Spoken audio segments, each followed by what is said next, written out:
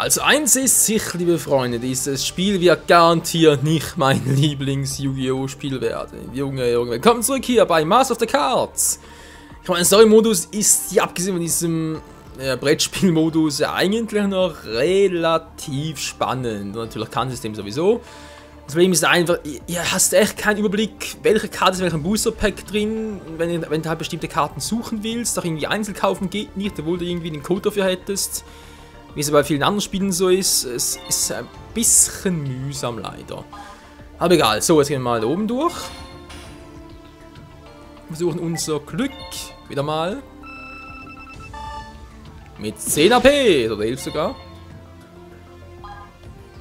Schlüsselkarte, zack. Natürlich, zack. Aber erstmal noch ganz kurz da die beiden Dinger holen, was da auch immer da sein soll. Hallo, so jetzt geht's. Naturia Löwendrachling erhalten. Was soll das für ein Monster sein? Sonst geht auch nichts. Löwenzahn sagt mir was, aber der hier, nö. 10 AP, geil. So, jetzt bist du dran, ey, du aller Transcender Schrotthaufen und Totenempfänger. Oh, ich spiele gerade mit dem Zombie.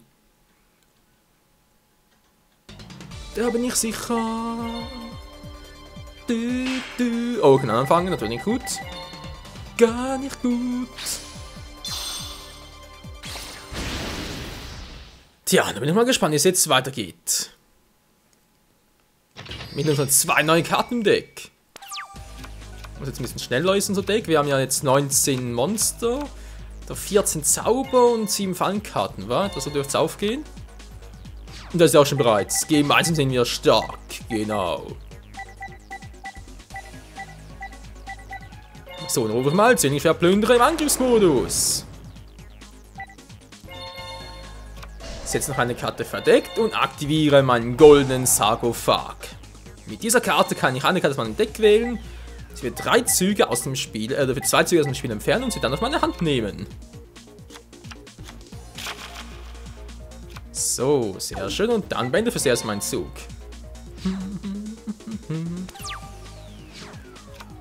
Ja, Leute, ich habe einen Plan. Anzerstörung ist klar. Da fehlen welche Karten? Na, dankeschön. Freund der Revolta, sicher, ey, da glaube ich auch. Ja, wieso nicht? Ich ziehe sowieso 2 neue Karten, von dem her passt das schon.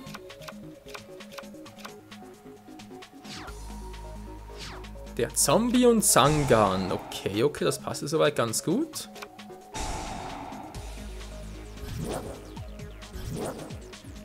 Die Zombie-Welt. Schrei der Mumie. Hier kommt der Goblin-Zombie. Alter, das ist ein Scheißmonster. Oh, ist ja gleich ganz übel für ihn. Und zwar, wenn ich jetzt dieses Monster ziehe. Nein, ich ziehe es nicht, aber egal. Und Sarkophag, zack. Nun rufe ich Zangan im Angriffsmodus. Und aktiviere die Zauberkarte. Gemeinsam sind wir mächtig. Und nicht schmächtig. Mein Zwillingsschwertplünderer wird gleich übelst heftig mächtig. Würze ist gut. Bammel ist egal, Mann. Es wird gleich richtig wehtun. Denn der gute alte Zwillingsschwertplünderer kann ja die gegnerische Verteidigung umgehen. Also nicht umgehen, aber halt dir trotzdem Schaden zufügen. Und es wird differenzt. Ganz einfach. Also man kann halt 2-mal angreifen, wenn ein Monster vernichtet. Oder kann auch nicht.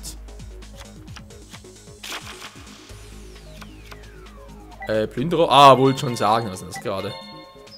Sieht ein bisschen crazy aus. Und das zweite Monster ist zwar nicht im Arsch, aber es tut trotzdem weh. Yeah. Warum will ich es gar nicht mehr? Was macht mein Plünderer ganz alleine? Geil.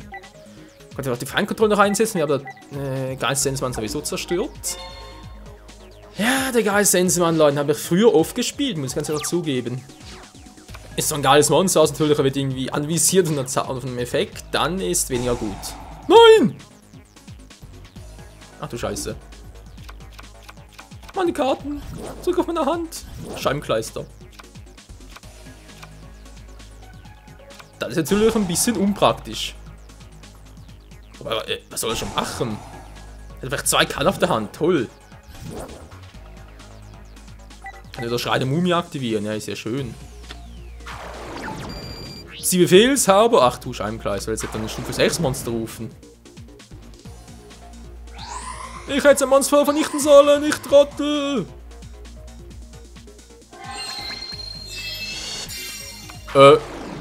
Gaia? Bist du das? Du hast keine Verteidigungspunkte. Nein, ich bin Zwillingsschwertplünderer. Meino. Wieso ausgerechnet ihn? Aua, es hätte so schön werden können. Ach, egal, shit happens.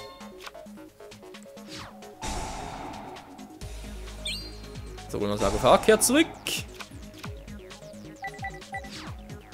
Dann gucken wir mal. Sangan, Verteidigungsmodus. Rufe ich den Zombie noch, weil ich den nachher speziell schon rufen kann. Ja, Leute, ich habe einen Plan. Ich habe einen Plan. Die 2 sind noch genialen, aber erstmal spiele ich die Kann noch verdeckt. Und beende meinen Zug. Rufe bald schon Obelisk den Peiniger. Das ist uns mal so geplant. Ob es auch funktioniert, das sehen wir gleich.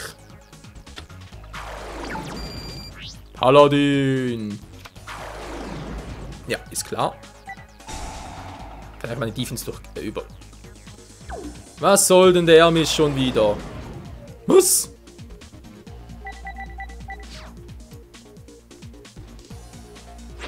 Wieso ist gar kein Zombie? Achso, wegen Zombie-Welt, war. Ja, hätte ich eigentlich wissen müssen. So, jetzt bist du erstmal am Arsch. Tschüssikowski. Ja, mach du doch nur. Was danke für den Effekt schon wieder? Ja, am Ende will ich doch gleich gucken. Gibt es mir Verteidigungspunkte ab oder nö?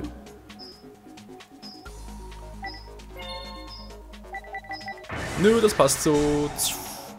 Sangan, geil, Mann.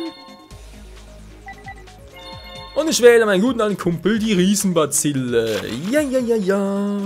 Denn die Bazille, die ist geil drauf.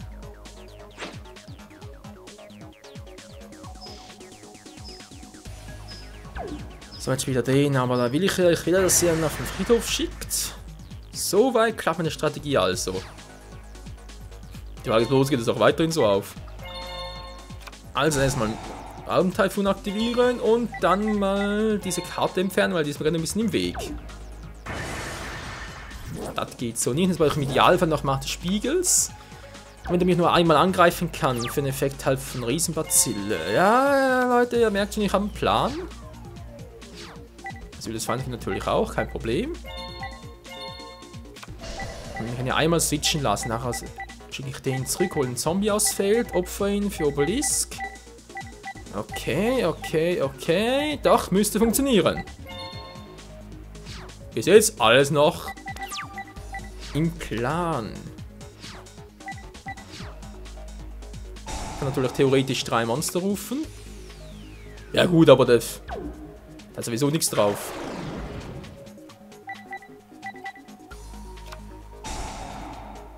Was ist noch eine Zombie-Welt? Och, Alter. Das geht doch nicht. Was? Ja, da sind wir mit dem Friedhof drin. Ist auch schön. Ach du Scheiße, was ist denn das für ein Monster? Oh, ich meine, kenne ich ja sogar. Darf ich bitte erstmal...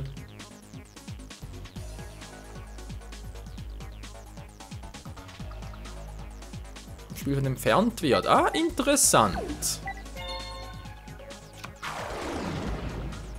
Durchaus faszinierend. Hä? Ich kann noch ein Monster rufen. Du hast eine Normalbeschwörung gemacht. Spinne ich jetzt? Also bereits ein Monster Normalbeschwörung in diesem Zug. Hä? Ja, lassen wir das mal. Das ist echt ein bisschen crazy.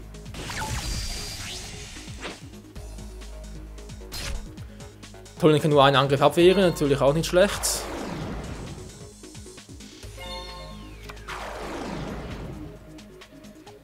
Das heißt, trotzdem werden beide meine Riesenbazillen werden vernichtet. Jetzt müsste ich fast ein bisschen auf Grünpol-Synchronisierer hoffen, weil ich damit mit seinem Effekt ein bisschen mehr ausrichten kann.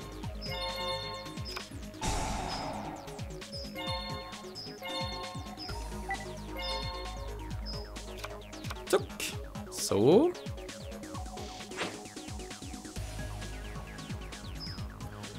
Ja, treffen wir die anderen an, ist natürlich auch übel. Das tut weh. Und natürlich ein starkes Monster, wäre nicht schlecht.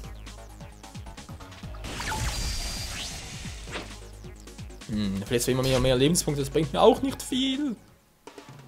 Er hat immer noch genug.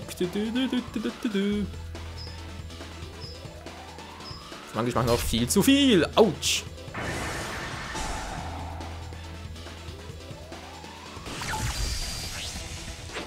Wir müssen irgendwie auf die schnelle 1350 Lebenspunkte abziehen. Jetzt haben wir ein paar Ideen, wie ich das machen könnte, aber dummerweise die kann dafür nicht. Ich muss einfach Obelisk gewählt und ziehen. Mensch. Tja, das habe ich jetzt davon. Obwohl, es geht ja trotzdem auf. Natürlich. Asyl des Feindes. Denn er kriegt den Schaden, ja. Das ist dir das Geile dran.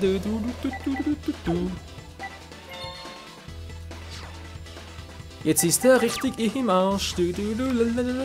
Jetzt kann er nichts mehr machen. No, zumindest.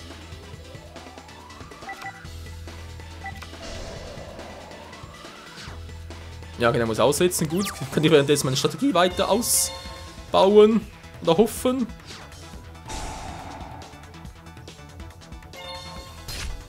Was bringt die mir jetzt? Aber irgendwie eine vernichtende Karte im Friedhof. Gleich haben wir einen Zombie, da bringt mir gar nicht viel. Oder ein Sarkophag, freundliche Wohltat. Feindkontrolle würde theoretisch gehen, oder? Wenn ich da irgendwie...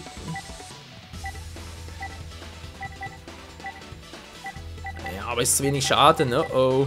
Na gut, natürlich mit gemeinsam mit der Stahl wird es natürlich schon gehen, aber wegen einer Fallenkarte ist ein bisschen übel. Ne, jetzt nochmal aus. Ich habe genug Lebenspunkte fürs Erste. Das müsste reichen. Meine Fresse, ey, wieso muss ich Obelisk wählen? Noch 3 Opfer dafür. Also ich ziehe jetzt ganz schnell mal Schrei der Untoten. Da wäre natürlich was anderes.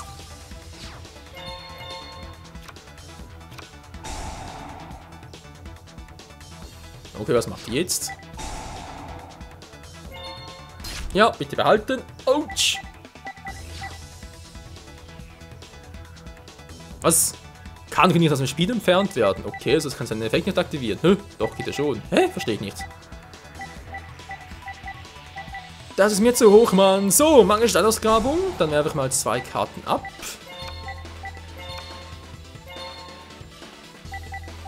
Und hole mir meine freundliche Wohltat zurück auf die Hand. Zick.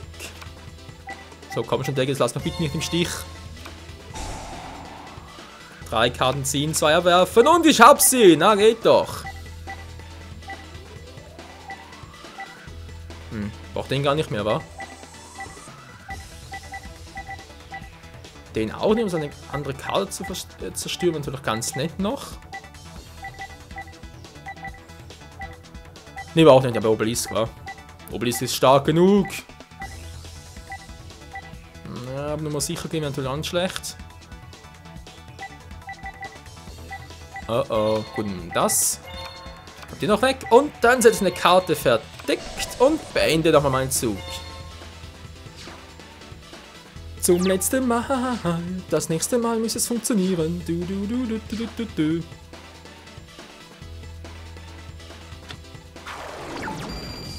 Und er ruft Tesla Coda.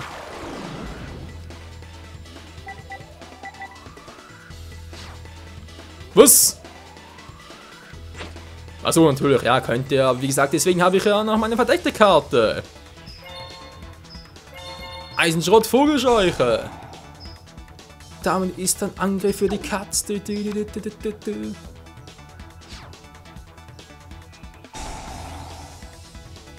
Ja, da traust dich nichts mehr, wa? Da traust dich echt nichts mehr. Und nun, Freunde, wird es Zeit für die Wiedergeburt eines ägyptischen Gottes. Oh, Riesentornade. Riesentornade, Quatsch. Riesentornade, ja wie schon. Reißender Tribut, genau. Jetzt erstmal kommt Breaker, der magische Krieger, zum Zuge.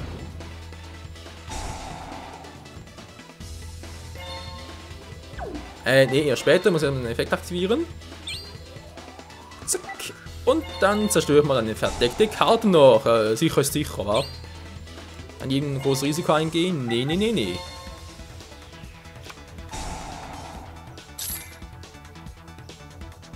Ist klar, könnte alle möglichen Karten aktivieren, muss ausgerechnet die nehmen. Alter, du kotzt mich an, Schrei der Untoten!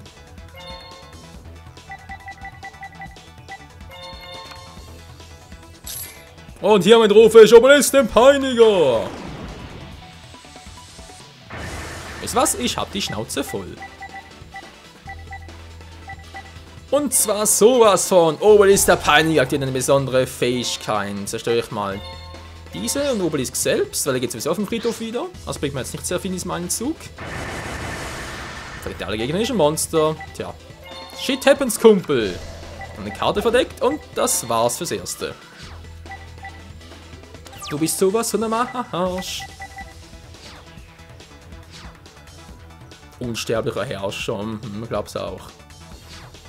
Du kannst nichts mehr tun, es ist vorbei. Dank Obelisk, dem Peiniger. Ah, die Totenschädel am Boden sind ja auch übel. Na dann, legen wir mal los. Breaker. Direkter Angriff auf seine Lebenspunkte. Magischer Schwertstreich.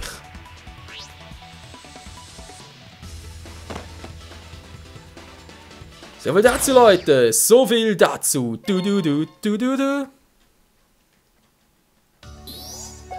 Ein Hoch auf, gemeinsam sind wir stark. Ja, Obelisk, Obelisk. Ihr seht, man kann auch seine Fähigkeiten ein bisschen anders einsetzen, als eigentlich sein sollte. Bams, sehr schön. Dann noch ein bisschen Zeit. Ja, 2 Minuten reicht eigentlich noch. Für 10 weitere AP. Geil. So, neu bewegen. Genex-Schalter heißt unser nächster Typi, oder das Deck des nächsten Typis. Mal gucken, Genex, Genex. Du Genex, ich Genex. Kennst du Genex? Nee, den kenne ich nicht. Aua! Aber ich kenne eine scharfe Schere. It's time for Duel! Du wirst verlieren, ich bin der Transcender. Ja, du bist der voll Transcender, hey, du bist voll modern. Geil! Ging mal voll los, wa? Für meinen ersten Zug aktiviere ich meine ultimative Kriegerblockade. Und zwar mit dem plündernden Captain. Zum einen mal und zum anderen natürlich seinen besten Kumpel, auch bekannt als sein Zwillingsbruder. Tja. Aktiviere noch Verstärkung für die Armee. Und hol mir aus meinem Deck einen Kumpel namens Zwillingsschwertplünderer. Sehr schön. Und jetzt noch eine Karte verdeckt und übergebe an dich. Da keine Chance, Leute. An der Kombi kommt er nie vorbei.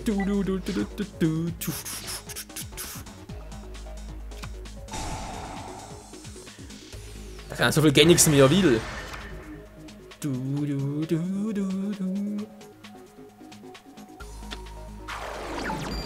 Ich rufe Genix Undine. Was? Undine?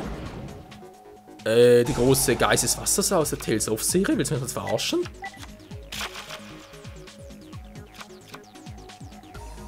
Der Genix-Überwacher. Sieht der bescheuert aus.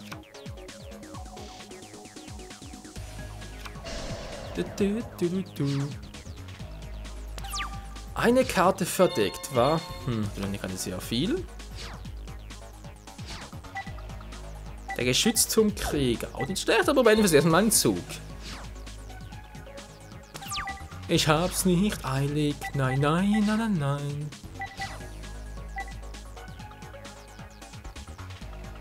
Wir haben alle Zeit der Welt, Leute. Genix-Turbine.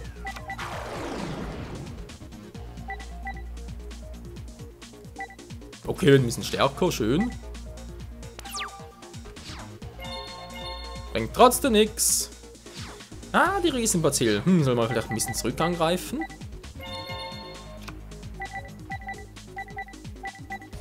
Ich weiß nicht, wa? Lass ihn noch ein bisschen. Wir haben ja Zeit, Freunde. Ihr wisst ja, Geduld ist eine Tugend. Und vor allem bei Yu-Gi-Oh! Immer nicht zu verachten. Die gute alte Jugend. Tugend. Natürlich Geduld. Entschuldigung. Tugend. Der hat genug Sprenglüfter. Der war gar nicht mal so übel. Ich meine, es ist dann ein Frühling, erst März und so, aber trotzdem schon irre warm. Alter, 21 Grad draußen, im Schatten nur so ein bisschen lüften geht, ist dann ganz angenehm, wenn du im Büro hockst drin. Und arbeiten und so und trotzdem nur so, Alter, da kannst du echt fast schon vergehen in der Hitze.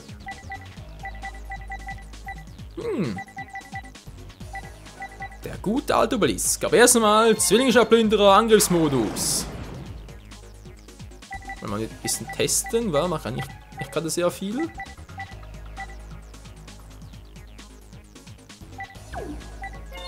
Er kann nichts tun. Ja, das ist der Vorteil unserer Kriegermonster.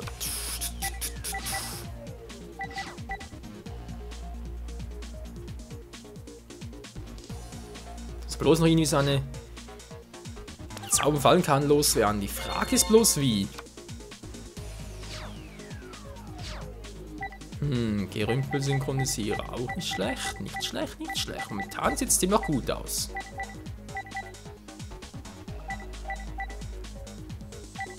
Ihn auch schon rufen. Ihr könnt so viel bereits machen, Freunde.